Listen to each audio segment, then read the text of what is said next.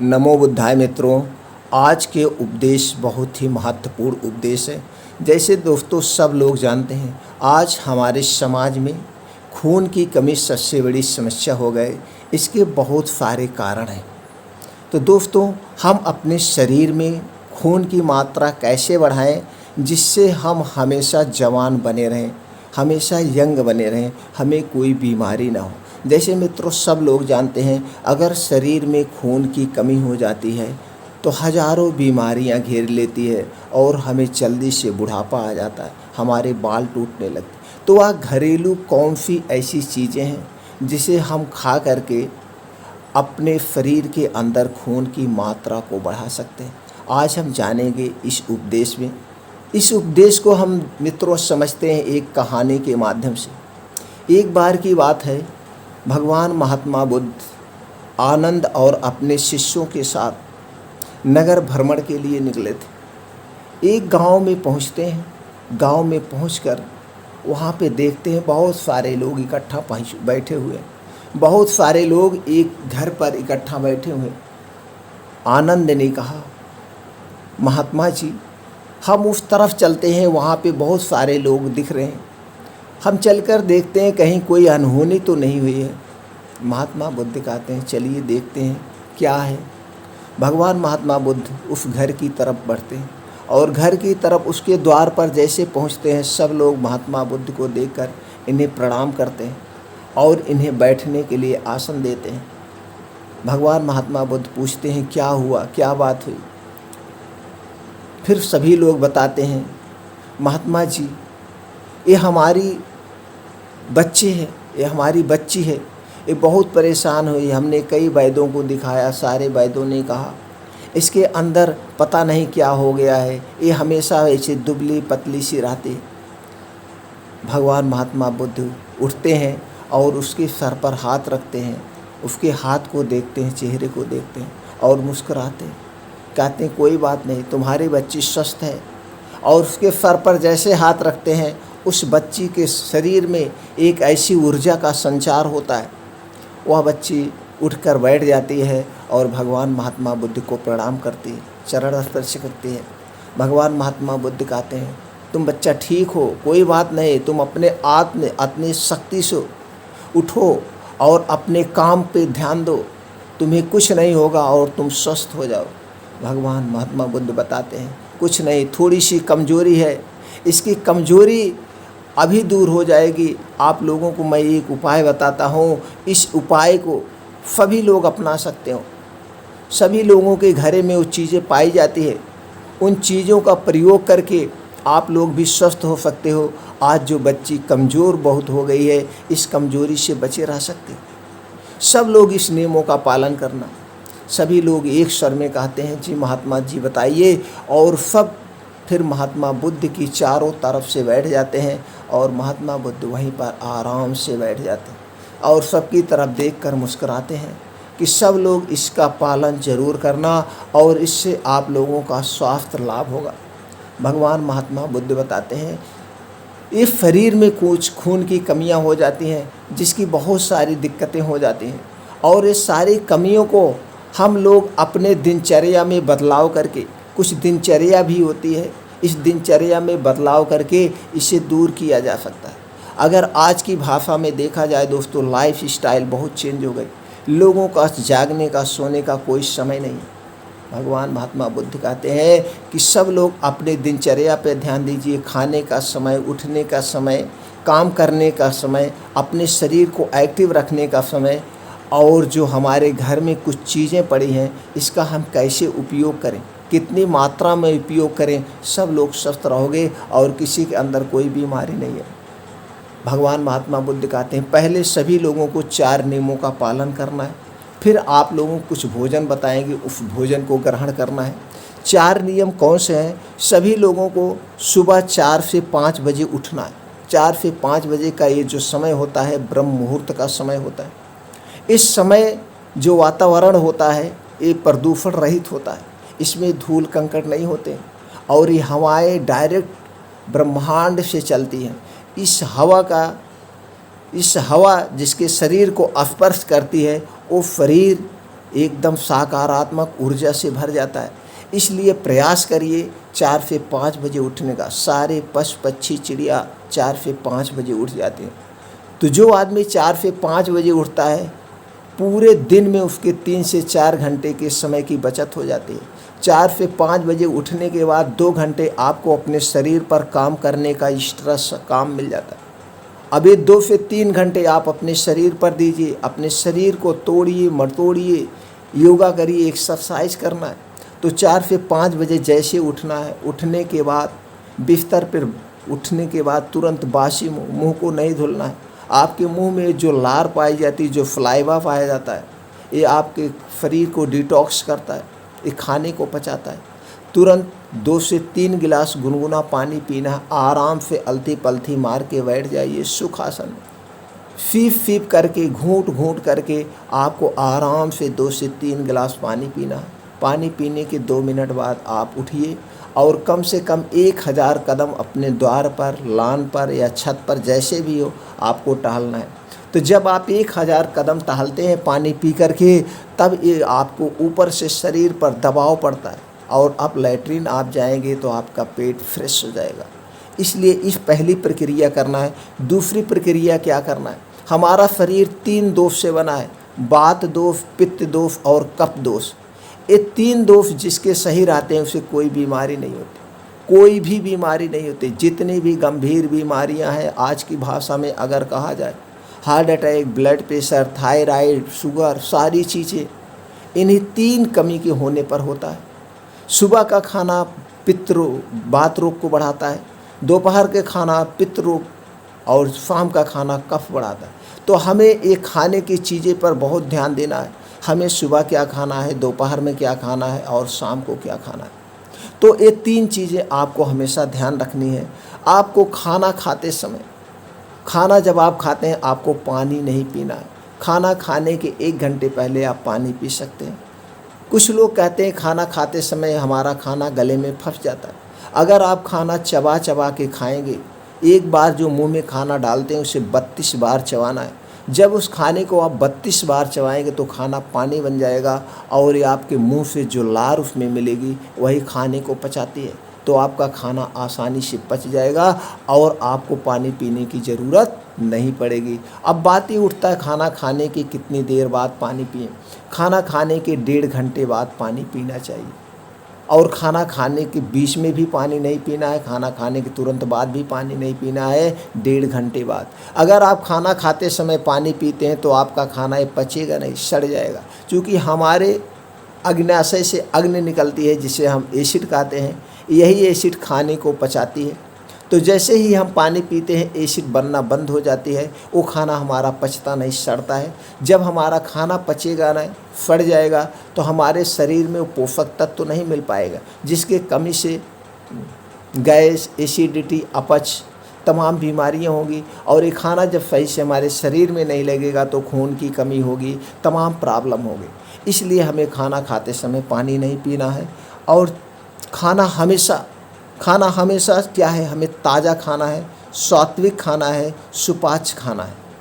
तीसरा, हमेशा आपको खाना सात्विक, सुपाच्य और ताज़ा खाना है, बासी खाना नहीं खाना। हमें उतना खाना खाना है जो आसानी से बच जाए, बल्कि थोड़ा थोड़ा करके आप 2-3 बार खाइए। भूख से हमेशा 30% कम खाना खाना है। हमारे पास 4 रोटी की भूख है तो हमें 3 ही रोटी खाना है, 2 ही रोटी खाना है। और चौथा नियम है, रात का खाना हमें 8 बजे तक खा लेना है। रात का खाना वैसे अगर देखा जाए पहले के नियम के अनुसार से तो खाना हमें सूर्य डूबने के 1 घंटे पहले खा लेना चाहिए। अगर हम सूर्य डूबने के 1 घंटा पहले खाना खा लेते हैं तो यही होता है, क्योंकि सूर्य जब ढलने लगता है तो हमारे लीवर काम करना शुरू कर देता है। जैसे जैसे हमारे सूर्य की रोशनी हमारे शरीर पर पड़ती है, हमारा लीवर ज़्यादा उत्तेजित होता है, बढ़िया से काम करता है। इसलिए आज की भाषा में आदमी इस समय खाना खा नहीं सकता है, तो लेटेस्ट 8 बजे तक वो खाना खा ले। वो भी ध्यान दें, रात का खाना एकदम नॉर्मल खाना, सब्जी रोटी, साग रोटी या सुपाच्य खाना जो तुरंत पच जाए आसानी से। 8 बजे तक खाना खा लेना चाहिए। फिर हमें जा कर के 10 बजे तक लेटेस्ट सो जाना है, 10 बजे तक। और जब भी खाना शाम का खाइए, आधे घंटे बैठे रहिए। आधे घंटे बैठने के बाद आपको कम से कम 1000 कदम आपको टहलना है। अगर आप 1000 कदम टहलते हैं तो आपका खाना पच जाएगा, कभी पेट से संबंधित कोई बीमारी नहीं होगी, पेट का फूलना, गैस, अपच कुछ नहीं होगा। अब आपने 8 बजे खाना खाया, अब लेटेस्ट आपको 10 बजे तक सो जाना है, इसको आपको मैनेज करना होगा। 10 बजे तक जब आप सो जाएंगे, सुबह आपको 4 से 5 बजे उठने में आसानी हो जाएगी, क्योंकि आपकी 6 से 7 घंटे की नींद पूरी हो गई। ये हो गया 4 नियम। अगर आप इन 4 नियमों का पालन करते हैं तो आपको कभी कोई समस्या नहीं होगी, बीमारी नहीं होगी।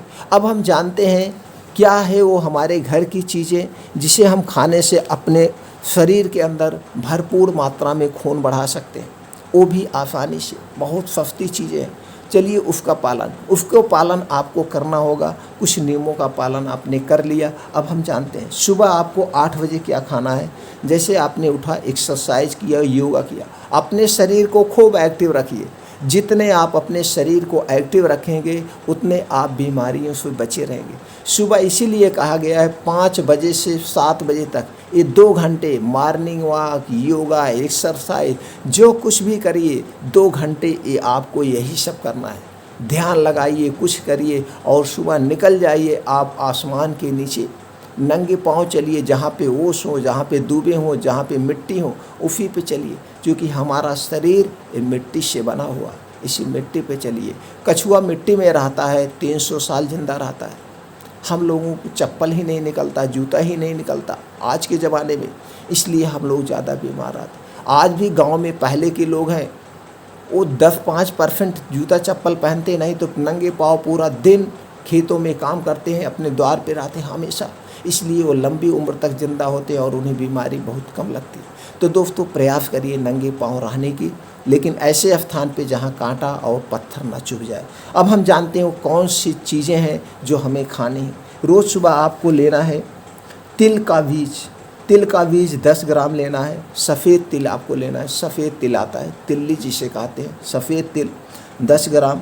सूरजमुखी का बीज 10 ग्राम, तरबूज का बीज 10 ग्राम, कद्दू का बीज 10 ग्राम, सोयाबीन का दाना 10 ग्राम, अलसी का बीज 10 ग्राम, काजू आपको लेना है 15 ग्राम, बादाम 7 से 8 पीस।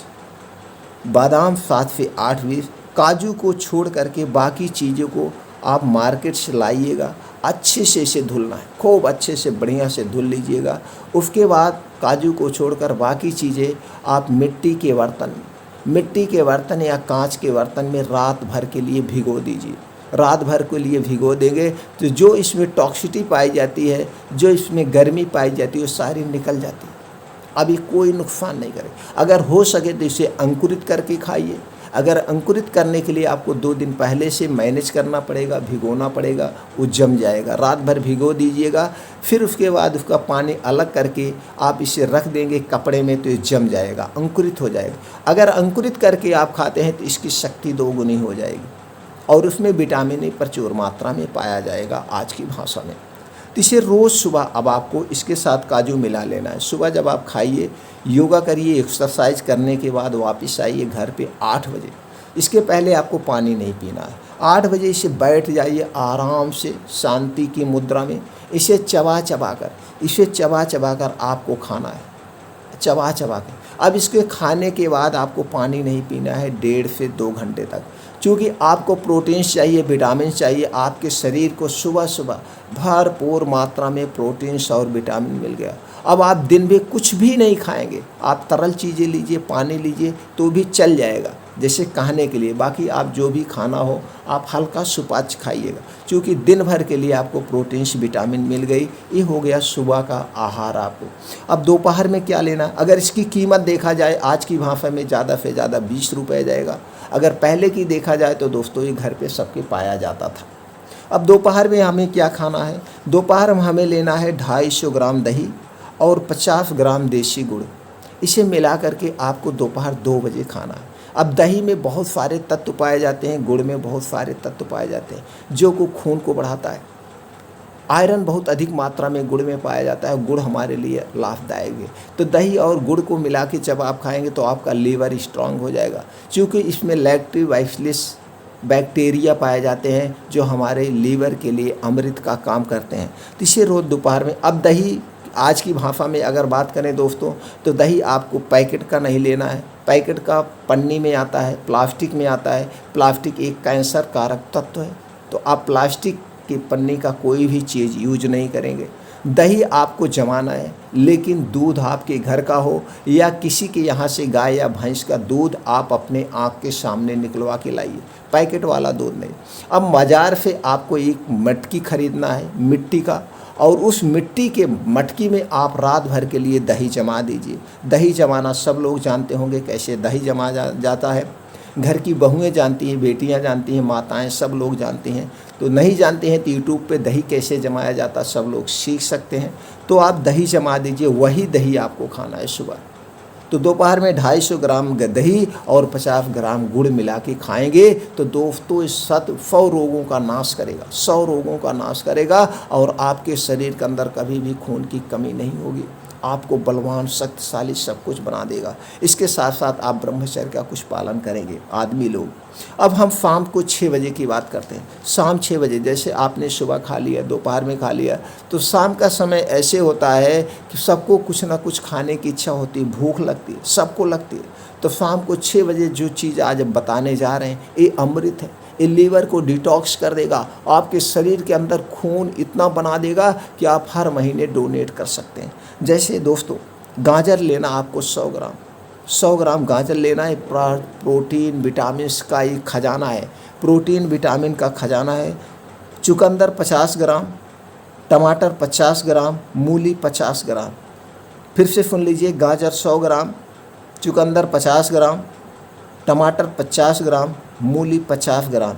ये चारों चीज़ें आप लेंगे, कितना हो गया 250 ग्राम।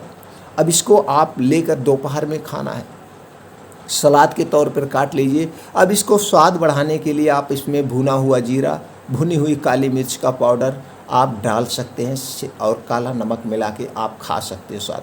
तो दोपहर 2 बजे जब इसे खाएंगे तो भरपूर प्रोटीन मिल गया। अब दिन में टॉफ़ी बिस्कुट कुछ आपको खाने की ज़रूरत नहीं, पूरा न्यूट्रिएंट्स मिल गया। और आपने इसको शाम 6 बजे खाया है। अब रात में आप हल्का खाना खाना चाहें तो खा सकते हैं, नहीं तो नहीं खाइए, चल जाएगा। नहीं खाइए, चल जाएगा। लीवर आपने दिन में जो भी खाना खाया है ये चीज़ें क्या है, डायरेक्ट नेचुरल चीज़ें, अब आपके लीवर को ये डिटॉक्स कर देगी। उसके बाद अगर आप इसको खा सकते हैं, नहीं तो आपके पास बजट है या ये चीज़ खाइए, या फिर आपको 250 ग्राम अनार लेना है, 100 ग्राम सेब लेना है, 100 ग्राम पपीता लेना है। इसको आप एक प्लेट में काट लीजिए, इसे आप खा सकते हैं अगर आपके पास बजट है। नहीं बजट है तो दोस्तों आप वही गाजर और चुकंदर वगैरह आप खा सकते हैं। ये तो हो गया शाम को 6 बजे। अब बात करते हैं रात 9 बजे। अब रात 9 बजे, रात 9 बजे आपको लेना है दूध 300 ग्राम। दूध पैकेट का नहीं होगा, दूध आपके घर का होगा, या किसी के घर से गाय या भैंस का दूध आप खुद लीजिए। गाय का दूध मिल जाए तो अति उत्तम है, गाय के दूध अमृत होता है। नहीं गाय का दूध मिल रहा है तो दोस्तों आप भैंस का ही दूध ले सकते हैं। अब 250 ग्राम से 300 ग्राम आपको दूध लेना है। उसी में मुनक्का आता है, किशमिश का बड़ा रूप होता है, उसमें बीज पाया जाता है, मुनक्का आता है। आपको मुनक्का लेना है 8 पीस। 8 पीस मुनक्के को उसी दूध में उबाल देना है, उसी दूध में आपको उबाल देना है। उबालने के बाद जैसे आपने 8 बजे खाना खा लिया है, अब 9 बजे आपको इस दूध को पीना है, और जो 8 मुनक्का है उसे खा लेना है। मुनक्का खा के दूध पी जाइए। अब इसके बहुत सारे फ़ायदे हैं। इससे खून बढ़ाएगा, आपका पेट साफ करेगा, एसिडिटी, कब्ज, गैस, एसिडिटी, कुछ सारी चीज़ें आपकी ख़त्म हो जाएगी। इसे रात में दूध पी लेना है। अब इस पीने के बाद आपको 1 घंटे के बाद ही सोना है, तुरंत नहीं सोना है। अब आप दोस्तों देख लीजिए, सुबह में आपने प्रोटीन लिया, भरपूर मात्रा में प्रोटीन लिया, वो भी नेचुरल। दोपहर में आपने प्रोटीन लिया, वो भी नेचुरल। शाम 6 बजे आपने भरपूर मात्रा में प्रोटीन लिया, वो भी नेचुरल। और रात में आपने दूध लिया, वो भी नेचुरल। ये सारी चीज़ें आपने ले लिया। अब पूरा दिन आपको कोई प्रोटीन विटामिन लेने की ज़रूरत नहीं है। आप दाल चावल रोटी सब्जी खाना चाहते हैं तो खा सकते हैं, नहीं तो भरपूर आपको विटामिन पूरा मिल गया। हमारा शरीर को क्या चाहिए, हमारे शरीर को क्या चाहिए, प्रोटीन्स चाहिए, विटामिन चाहिए, नेचुरल, और क्या चाहिए, प्रोटीन, विटामिन, इन्हीं तत्वों से तो हमारी शरीर बनी है। तो ये तत्व आपको मिल गए, अब आपको यही खाना है। अब आप इतना ध्यान रखिएगा, रात को सोते समय जब भी सोइएगा थोड़ा सा पैर में तेल की मालिश कर लेंगे तो अच्छी नींद आएगी। और अपने खाने में हमेशा सात्विक और हरी साग सब्जियाँ फलों का प्रयोग कीजिए। जैसे जैसे जिसका सीजन है उस हिसाब से खूब साग खाइए। जिस सब्जी 4 सीजन होता है हमारे जीवन में, ठंडी, बारिश और गर्मी, इसी सीजन के हिसाब से हमारे फल सब्जियां उत्पादन होते हैं। तो उसी फल सीजन के हिसाब से अगर आप खाएंगे तो हमेशा स्वस्थ रहेंगे। बिना सीजन का मत खाइएगा। बिना, आज की भाषा में देखा जाए, आज के दौर में देखा जाए तो आपको 12 महीने सब प्रकार की सब्जियां मिलते, फल मिलते हैं, लेकिन उसमें केमिकल डाला जाएगा ज़्यादा, या तो उसको सेफ रखने के लिए, या अगर उसका बिना समय का उत्पादन किया जा रहा है तो उसमें बहुत ज़्यादा कीड़े लगते हैं, तो उसे सेव करने के लिए केमिकल डाला जाता है। तो इस बात का हमेशा याद रखिएगा, सीजन वाइज फल और सब्जियां खाएं। इस नियम का पालन करके आप अपने शरीर के अंदर खून की मात्रा बढ़ा सकते हैं। भगवान बुद्ध ने ये सारे उपदेश दिए। उपदेश देने के बाद सब लोगों ने एक शब्दों में कहा, जी महात्मा जी, हम इन आदेशों का पालन करेंगे, इन नियमों का पालन करेंगे। भगवान बुद्ध फिर उपदेश देकर जाने लगे। उसमें से एक बुजुर्ग ने कहा, महात्मा जी, आपने हमें इतना समय दिया, हमें आपने ज्ञान दिया, इसके बदले हम आपको कुछ दक्षिणाएं देना चाहते हैं। भगवान महात्मा बुद्ध कहते हैं, हमें दक्षिणा नहीं चाहिए, हमें दक्षिणा हम 1 महीने के बाद आएंगे, आपसे दक्षिणा लेंगे। भगवान महात्मा बुद्ध अपने शिष्यों के साथ चले जाते हैं। जाने के बाद धीरे धीरे समय बीत गया। 1 महीने के बाद, फिर ठीक 1 महीने के बाद फिर उसी गांव से भ्रमण करते हुए जा रहे थे। आनंद कहते हैं, महात्मा जी, जिस घर हम लोग 1 महीना पहले आए थे, चलिए एक बार उधर टहल लेते हैं। महात्मा बुद्ध मुड़ जाते हैं और उस घर की तरफ आते हैं। घर की तरफ आने के बाद सभी लोग गांव के वहाँ इकट्ठा हो जाते हैं और भगवान महात्मा बुद्ध को प्रणाम करते हैं। महात्मा बुद्ध कहते हैं कि कैसे हैं आप लोग। मुस्करा करके सब लोग एक ही भाषा में कहते हैं, भगवान आपके आशीर्वाद से, आपकी दुआओं से, आपके बताए हुए उपदेशों से हमारा पूरा गांव एकदम स्वस्थ और निरोग हो गया। 1 महीने से किसी के अंदर कोई कमजोरी नहीं है, कोई भी समस्या नहीं है। अब हम लोग एकदम स्वस्थ और निरोग हैं। भगवान बुद्ध कहते हैं, ठीक है, बहुत अच्छा। यह कहकर आगे बढ़ने लगते हैं। फिर सभी लोग एक स्वर में कहते हैं, महात्मा जी, आप हमसे आज कुछ दान दक्षिणा ले लीजिए, आप कुछ दान दक्षिणा ले लीजिए।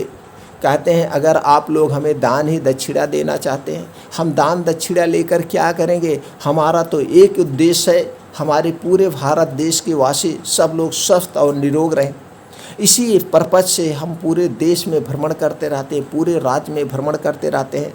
अगर आप लोग हमें दान दक्षिणा देना ही चाहते हैं तो जो ज्ञान आप लोगों ने प्राप्त किया है, जो ज्ञान आप लोगों ने प्राप्त किया है, यही ज्ञान हर एक घर तक पहुंचा दीजिए, पूरे भारत के हर एक घर तक पहुंचा दीजिए, सब लोग स्वस्थ और निरोग रहें। अगर दोस्तों आज की भाषा में देखा जाए, सब लोग लाइफ स्टाइल अपना करके दुखी बने हुए। तो दोस्तों इस तरह से उन्होंने कहा और सब लोग कहें, एक ही स्वर में कहें कि ठीक है महात्मा जी, आज से हम लोग इसको हर एक घर घर इस ज्ञान को बढ़ा देंगे। तो दोस्तों इस तरह से भगवान महात्मा बुद्ध आगे बढ़ जाते हैं और गांव की सभी लोग इस उपदेश को हर एक इंसान तक पहुंचाने में जुट जाते हैं। दोस्तों हमारा आपका भी एक कर्तव्य है, एक निवेदन है आप लोगों से। चैनल पे जाने से पहले एक निवेदन हम जरूर करते हैं, सभी मित्र, सभी दोस्त वीडियो मूवी पूरा देखते हैं और उसको शेयर भी करते हैं। तो दोस्तों ये जानकारी आपको अगर अच्छी लगी हो तो इस जानकारी को हर एक घर तक पहुंचा दीजिए, हर एक इंसान के घर तक पहुंचा दीजिए। सब लोग इस प्रक्रिया को अपनाएं, इसका कोई नुकसान नहीं। आज की भाषा में मैं भी सारे नियमों का पालन करता हूं, सारे लोगों तक पहुंचा दीजिए। 100% दोस्तों किसी को एक टैबलेट खाने की ज़रूरत नहीं होगी, कभी कोई रोग नहीं होगा। और आज की लाइफ स्टाइल को चेंज कर दीजिए और पहले की लाइफ स्टाइल अपना लीजिए, पूरा घर परिवार सुखी हो जाएगा। आज की लाइफ स्टाइल हटा दीजिए, पहले की लाइफ स्टाइल अपना लीजिए, पूरा सबका जीवन सफल हो जाएगा। और मित्रों जैसे कहा गया है, ज्ञान का दान महादान होता है, ज्ञान का दान महादान होता है। इसलिए इस ज्ञान को हर एक घर तक पहुंचा दीजिए, हर एक घर तक पहुंचा दीजिए। सब लोग सुखी और निरोग रहें। फिर मिलते हैं अगले वीडियो में नई उपदेश, नई जानकारी के साथ।